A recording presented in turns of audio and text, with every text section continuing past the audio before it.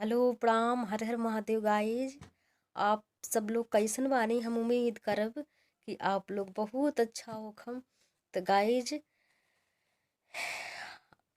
ठंडी के सर्दी के मौसम आ गईल और हमने के अपन शरीर की सावधानी रखे के बाटे। काहे से कि सर्दी ज़्यादा पड़ी और पड़ता, तो यही लिए सब कुछ अच्छा होखे।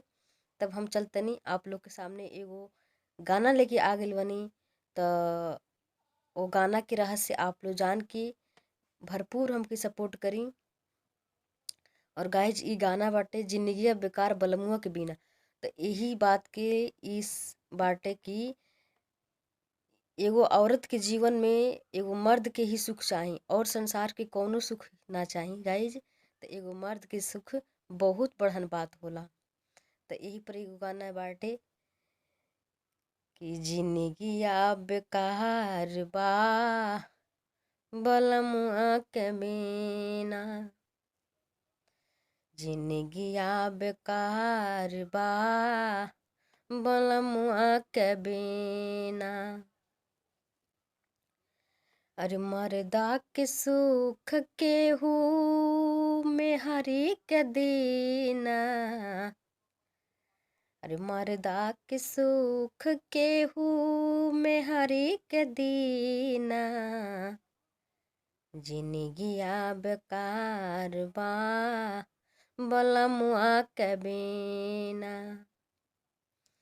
जिंदगी बेकार बा बलमुआ के बिना।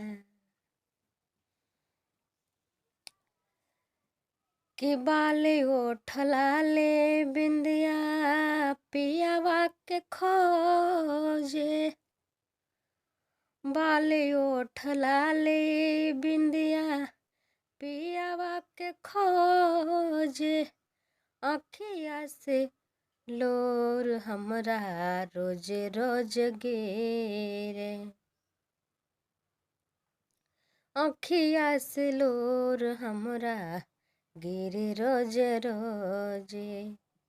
कि पनिया के जरूरत पूरा दूधवा करीना, कि पनिया के जरूरत पूरा दूधवा करीना, जिंदगी बेकार बा बलमुआ के बिना, जिंदगी बेकार बा बलमुआ के बिना।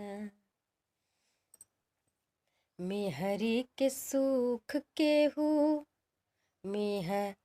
अरे मर्दा के सुख केहू मेहरी के दीना, मर्दा के सुख केहू मेहरी के दीना, जिंदगी बेकार बा बलमुआ के बिना, जिंदगी बेकार बा बलमुआ के बिना।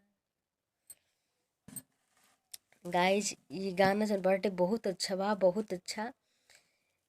ये गाना देखी का कहा था, जीवन में कितना हूँ भी सुख संपत्ति काहे ना होखे, पर एगो मर्द के बिना एगो औरत कभी भी अधूरा रहल बाड़ी और रही हैं हमेशा हमेशा के लिए। औरत के श्रृंगार सबसे बढ़न एगो सिंदूर सुहाग बा, उनकर पति बाड़े।